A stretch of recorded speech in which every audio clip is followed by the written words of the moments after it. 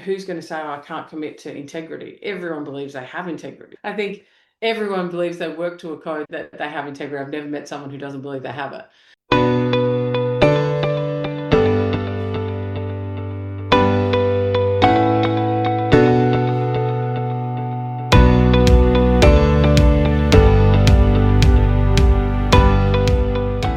Welcome, everyone, to the Leadership in Quarters podcast, the interview series where leaders come to share their perspectives on different leadership topics. I'm Josh Seldin, and today's guest is Hope Collins.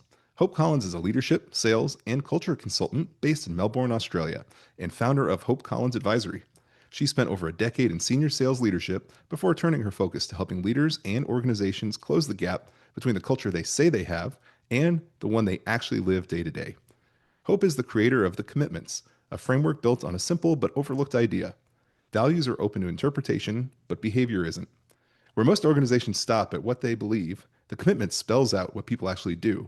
It's specific, observable, and applied to everyone in the room, regardless of title. So welcome, Hope. Well, thanks so much for having me, Josh. Appreciate it. Yeah, glad to have you. I'm excited to hear about, spoiler alert for everybody, the commitments. That's what we'll cover today. And I know we got a taste of it, but I'm excited to dive a little deeper. Yeah, no, great. It's something I'm really interested in because of how values are so vague and how they became something that everyone had, but no one could define. And that is so interesting to me, how those things become something that you can't be an organization without values, yet they're so unable to be defined.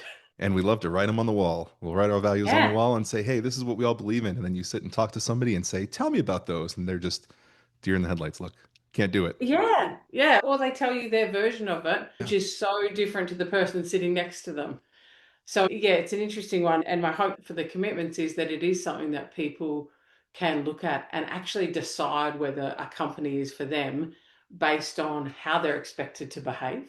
Because I think things like work-life balance, it's a thing that no one ever goes to an organization and says, how's your work-life balance? And they say, not good. Right. If you want work-life balance, don't come here.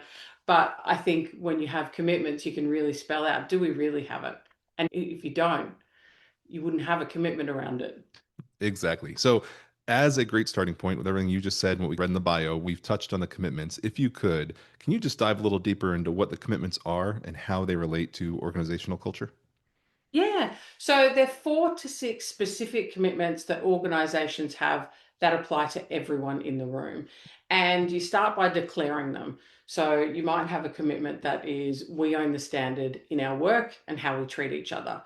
You then define it.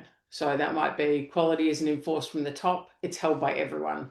The standard doesn't drop because we're under pressure, because nobody is watching, or because it'd be easier to let something slide. And then you demonstrate. This is how you demonstrate the commitment. So these are the things that you want to be able to hold people accountable. So you might demonstrate it by speaking up when something falls short of what we agreed, or knowing when to step back and reset so you don't bring energy that pulls others down. And then you have the draw the line. So you might draw the line at waiting for a manager to call something out that everyone already knows isn't right, or choosing speed over standard when the stakes matter. So those sort of ideas that you can have something that really you can hold on to in 4 to 6. You don't want 20 commitments that people sign up to. 4 to 6, so that when people come and interview for you, they can actually read through those and go, okay, get an understanding of what the organizational culture is actually about. I think that is great. And it really builds on everything we've talked before. And in my mind, it is so difficult sometimes for people at the top to say, here are our values, here are our commitments, and just follow them. And then you get back to what we talked before, where, yeah, they're written on the wall, and I have my thought process on what they mean. And then when you Ah. ask everybody who's received them, they think of something different. So, what is an effective way to create commitments that everybody believes in and everybody can speak the same way about?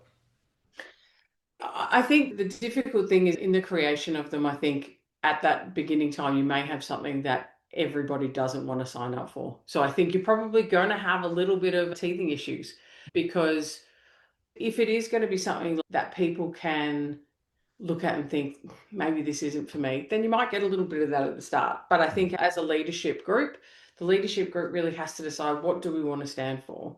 What are the things that our business is going to stand by that will drive us forward, but also where do we draw the line? So I think that's a difficult one. And I think how you make sure that it works moving forward is, as I said, bring it into interviews. Can you commit to this? And if you can't, then it's not going to work out. And I think at the moment people do that a little bit with values, but who's going to say, oh, I can't commit to integrity? Everyone believes they have integrity. I think everyone believes they work to a code that they have integrity. I've never met someone who doesn't believe they have it. So I think the difference being you might have someone who wants to work in a really competitive environment. So if you have a commitment around we don't win at each other's expense, then they might say, maybe this isn't for me. I want to work in an environment where I can be the best and it's super competitive. You mentioned leadership teams. It's important for that leadership team to all hold hands on what those commitments are as they roll it out to the rest of the Yes. organization. Because I read about this phrase called a shadow culture, which is really that little group of people on your leadership team who look like they aligned everything in the room. And then afterwards, they all group together and, oh, that's the stupidest idea I've ever heard. Like, why do they think that's going to work? You can't have that. Whether they agree Mm, or not, Hope may come on mm. and say, I think this is a commitment we need to have. And 90% of the room agrees except for me and this other person. Yeah, we can let our opinion be heard, but at the end of the day, if this is what the team decides, we all hold hands leaving it. And that's the only way to keep these commitments where then we can effectively talk about them in interviews and with our organization and have that propel us forward. Yeah. And I think they are difficult for leadership. The idea that you've got a playbook that you can be held accountable to, that the most junior person can walk in and be here 2 weeks and say, oh, I'm not sure that you're upholding the commitment. Yeah. That doesn't feel comfortable. People think one of the payoffs of leadership is that there's that comfort in not having constant feedback. Yeah. And I think you need feedback in leadership as much as you need feedback somewhere else. And I think, if not more, and the fact is often you don't get it because people are too nervous or don't know what to hold you to. So, how do commitments allow these junior people to give that upward feedback? Because it does seem like in the professional world, there is that uncomfortableness of this person's been here 15 years, I've been here 2 weeks. Yeah. What happens if I do this? Is there going to be retaliation? Do they know more than me? And there's all these questions I feel like in somebody's mind, but the commitments seem to at least create a path to allow that to happen. Yeah. And I think they create the path, but I think as a leadership team, I think what you need to do in the very beginning is police them yourself and call each other out in public and have that not being as that calling out, but calling people into the commitment. So I think having those conversations in front of people where you can just notice something and say, oh, hey, I noticed that you replied to that email at 11 p.m. last night.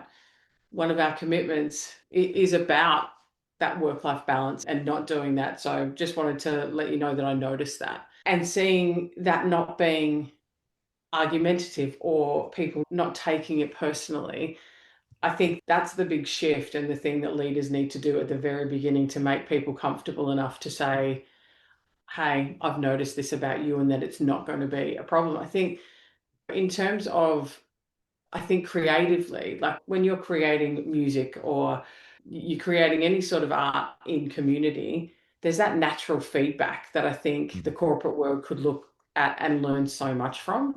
When you're in a band, you're not waiting and going, oh, I'm not sure about that. Oh, and then talking to someone else. It's in the moment going, Yeah. hey, can we try this? How about that? And it's something that the corporate world really doesn't have that I have seen work really well. And I think when you get used to feedback and it's constant, it doesn't feel like feedback about you. It feels like this isn't what we're creating together. So Yeah. we need to tweak it. And it's the mindset that everybody needs to have that this feedback is to make us and the organization better, which I'm assuming is how the musicians think about this. Because if they stop taking things personally, which we should, it seems like it's human nature that when you do give me Mm, feedback, I immediately am going to take it personally. But when I stop thinking that way and I think somebody's telling me this to make me better, then I can be different around it. And it makes me think about an organization I was part of in the past where people were afraid to give their upper leadership feedback on safety, which in the organization I am, wow. safety's a foundation. Yeah. Without safety, we aren't Mm, doing anything else. And the second we started thanking people for the feedback and saying, thank you for letting me know I forgot my safety glasses or my gloves or something, yeah. it started happening more and more often because people took it less personally. And then the thanking made people realize that it was safe to go and do that. Yeah. Yeah. And I think What it is also just that timing, isn't it? That thank Mhm. you probably happened all the time, and then it became, okay, we give feedback all the time, and it's not that, it's the event that makes it so scary. Yeah, it becomes the norm. And you mentioned it with the music industry again. When it becomes the norm, it doesn't seem like it's so off-putting because it is the norm. It's not like this once in Mm. a lifetime activity where I'm going to give you feedback, hope, and then I'm not going to do it for another 6 months. And the way I do Yeah. it makes you defensive. We're normalizing that process, and then it improves everybody in a way that it's become normal and it's allowing everybody to do better. Yeah, yeah. And I think it's an interesting sort of parallel is that idea of when you do build in that feedback and you have that constant feedback. Also, I think it is less personal when the culture becomes not for you. Again, like that music analogy, if the band's going down a route where the music just doesn't align with the kind of music you like, it's not personal. It's like, okay, this isn't for me now. I want to move in a different direction. And I think, unfortunately, at the moment, in a lot of organizations, people want to talk about people and not to people. And I think if people started the talking to people and that constant feedback, then you can make decisions about whether it's for you, it's not for you, and you don't become bitter or upset. It's just, is this organization somewhere I want to work, or is it somewhere I don't want to work? Exactly. And it's so important for the person that's getting ready to give the feedback on the commitments as well to not make assumptions. It's like everybody needs to have their own part of this. The person who's getting the feedback shouldn't take it personally, but then the person giving the feedback shouldn't make assumptions about how the person's going to react because that's what ends up happening. They talk about the person and not to the person because I'm imagining you and I are having this conversation. I give you feedback, and then I already know how you're going to react, even though Yeah. we haven't had the conversation yet. Yeah, yeah, definitely, definitely. And I think by having the commitments, you do allow managers to be able to at least approach the conversation from a way of, okay, in this commitment, this is how we demonstrate it. To me, that wasn't aligned. What are your thoughts on it? If you've got those managers who have stepped into management without having real training, they're a little Mhm. bit nervous. I think it's a great tool for them to be able to go, okay, this doesn't feel like I'm sitting down having a conversation saying, you've done the wrong thing. You can approach it with that pure curiosity. This is how it seemed to me. How did it seem to you? Let's align. And then it's feedback within the conversation instead of this big, scary feedback session that we're going to have. Yeah, yeah, exactly.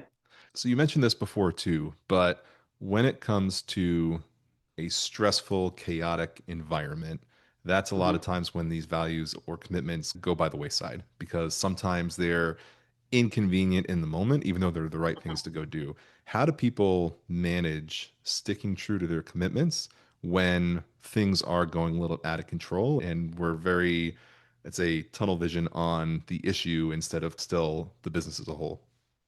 Yeah, I think in those first months and probably years, it's about that check in at such a regular basis. So when you're having one-to-ones, let's check back. We should have done it in the moment, but let's go back over the last few weeks and say, did we make sure that we upheld the commitments? And I think at the beginning, as I said, when leadership can start to say, okay, I need to find things that I didn't do in the week and I need to be able to tell people about them. And I think you're not going to get it right all the time at the start, but by setting it, it's going to be a part of the one-to-ones. That'll be the first thing we check in on. And maybe it doesn't take long because you're like, yep, we can tick off that we did all of these things. Or for the first few times, maybe your one-to-ones are going to be really heavily on, okay, what do we need to tweak? How do we change? And I think also that to me sets a good rhythm for the one-to-ones also being two directional because you're Mhm. not sitting there saying, this is what you did. You're saying, let's self-assess to start with and then see if we agree with that. And it's so important for the leader to get over the ego and accept Mm. that vulnerability is not the worst thing in the world because Yeah. once you do that, you can enable these one-to-one sessions where you and I can sit there together, self-evaluate and say, I did miss on this, or this one is on me. This is Mm. what took me off to the side to get away from it, and this is what I'm going to commit to do it again. But so many of these leaders have this defense mechanism up that they're like, I'm perfect. I do no wrong. And if you had, you're never going to build this trust and those kind of conversations you mentioned. Yeah, and I think people feel like that's the job is to be perfect. That's the job is to be that shining light. And that's actually not what the job is. I think that's the big challenge for people and why.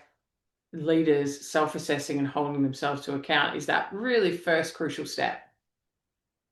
And is there any time when all of this is happening and you make these commitments, and say we make these commitments at the start of a fiscal year, calendar year, whatever, and we get 6, 9 months into the year and we find out that they need to be tweaked or one or two of them need to be replaced? What is an effective way to reevaluate and re energize the commitments if you see them starting to dwindle a little bit? Yeah, I think getting that leadership group together and saying, is it actually something that we wanted to commit to, or did we get it wrong? And if you did get it wrong, being able to say to everyone, we're tweaking these because we got it wrong. And we want to hold ourselves to it. We want to hold you to it. So if we get it wrong, we have to change it. We can't keep holding ourselves to something because values are so aspirational that you really can't be held to them. Organizations that have no integrity have integrity as a value. So I think, whereas the commitments, it's just not like that. So if you have a commitment that might be around that idea of giving and receiving feedback, and then you realize, okay, actually, this in the really junior staff having a lot of feedback and it going back and forth isn't what we want to do. We want to change it a little bit because we have a really junior staff at the moment. Maybe that'll work in a few years, but Mhm. while we're building, that's not going to work. Then it's important that you change it because it isn't vague. So you have to really want to commit to it, and you have to want it to be something that defines the organizational culture. It's important for the organization to understand that it is okay to change. And Mm. yeah, you don't want to change all the time. I don't want to make a set of commitments and then every 15 Yeah. days change it and change it and change it. Yeah. But the amount of time that people are afraid to change because it makes it seem like they made the wrong decision, it either holds them up on the front end. So you're trying to make these commitments and you want them to be Mm. perfect because, oh my gosh, what if we pick the wrong ones? Mm. Or then we're afraid to change and afraid how it'll make us look to everybody else. And so we put off changing things that we probably should change. And now we're driving the wrong commitments in the organization. Yeah, yeah. And I think as you get more and more senior in organizations, you do realize everyone's just trying their best. And no one really knows what they're doing. We're all just trying our best. People will get it wrong. And I think also being transparent about that. People want certainty to a certain degree. And I can understand that. But it's also, I think, important to know, look, we're rolling these out. We think they're going to be great for the organization. At the same time, we're all just trying our best. Exactly. And once people realize that and humanize everybody, then I think it Mm. makes it a lot easier. And really explaining the why behind why we pick the commitments is helpful too, because I may say, Hope, this is the commitment we agreed on, and this is why. And you may be like, but that doesn't exactly make sense. Like, this is what you're Mm. telling me it is, and this is why you're telling me you chose that, but they're not linking up. And that may cause us to reevaluate also. Yeah, definitely. And you're right, tie it back to the why. So important. It makes it a little easier for everybody to accept it too when they know why we're doing it instead of just I feel like it this week. It's the flavor of the week. Yeah. So you mentioned also as one of your examples the work-life balance. I've seen in my experience people have these badges of honors where I'm busy, I'm in meetings all the time, I'm working all the time, I'm at work, or I'm working at 11 o'clock at night sending emails. And these are my badges of honor because if I seem busy, that means I'm pretty important. How do we roll out commitments, maybe like a work-life balance, and bypass and get rid of these mental badges of honor that a lot of people have to really drive Mm. the right behavior? I think that's really hard, and it does take a little bit of work to look at yourself. Because I was one of those. I was, oh, I'm very busy. I am very busy. And it took a lot of work for me to say, first of all, I need to take the language and change it. I decided I wasn't allowed to talk about being busy at work. I was allowed to come home and complain how busy I was, but I wasn't allowed to just sit in work and be like, I am very busy. And then I think I made that decision to then leave on time. And those two things. And then there was a little bit of talk about it at that senior leadership level. They'd Mhm. be like, you love to spin your chair. And I'm like, yeah, I've committed to doing that. I've committed to trying to be effective in the hours that I'm here, not complain about being busy, and actually do the job within the time frames that it's allotted. Now, if I can't do that, then there's either one of two problems. Either I'm not effective in the job, or the job is too big for Mhm. one person. So let's figure that out. But I do think you have to sit there and think, if I'm paid at a level where I'm at leadership, I think sometimes we're wanting to feel like we earn it by being busy. And so it does take that little bit of work to go, no, it's a different job. It's paid at that level. Accepting that and being able to accept that either we'll be good at it or we won't. And constantly saying we're busy is only creating a culture of work that I think is not pleasant for people to be in. No, not at all. So yeah, I think it's that self-evaluation and then holding yourself to those things. Like again, that self-check-in. Did I this week do a bit of oh, I'm very busy, very important on the meetings. Did I do it? And you probably have to start by actually checking in with yourself every day. I feel like there's two different avenues of this. I think there's the self management, which is everything you just talked about. I need to make sure I have my own commitments, I stick to them, I change this behavior I've had. But then how do you manage upwardly when there are possibly some different expectations from your leader compared to the commitments you've made? And so in your example, you're admitting to your hours that you need to do your work, and then they send an email at 9 o'clock at night and go, Hope, why didn't you respond to my email? And now you're like, now I'm going to go and ground you on the commitments I've made. How do you do that effectively? I think the thing is you need to be prepared that it might not always work out in that way. If that's something you're committed to, you need to be in an organization that's about that. And before you have those conversations, I think knowing this may not go in a way that I want it to go. So I think it's about that curiosity. So coming to it and saying, look, this is what I want to do. I want to work effectively at work in the hours that I have. And that means for me, not answering emails at night. How do you feel about it? By answering the next morning, what was the impact for you? So I think starting with that curiosity and then figuring out if that's the sort of organization that is going to really prioritize work-life balance or it isn't.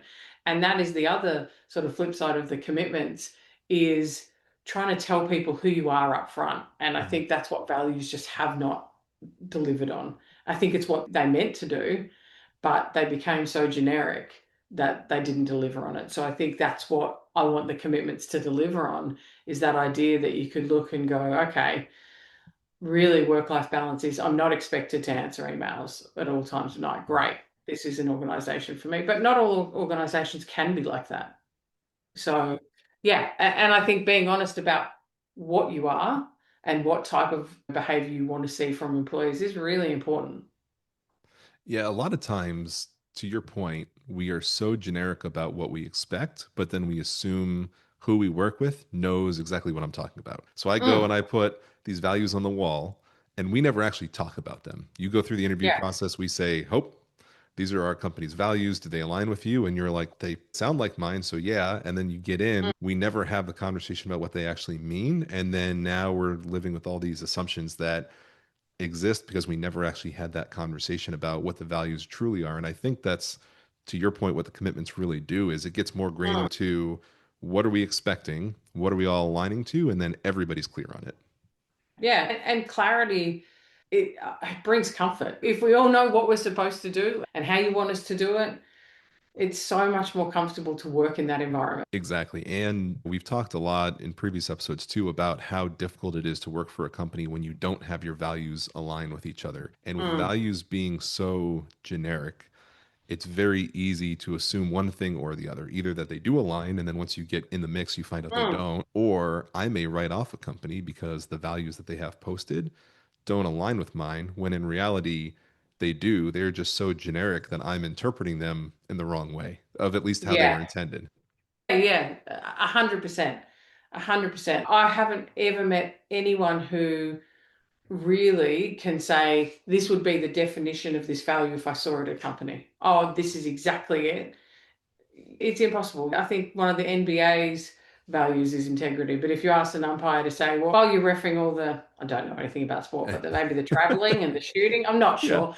Ref the integrity while you're there. I think they'd find that quite difficult.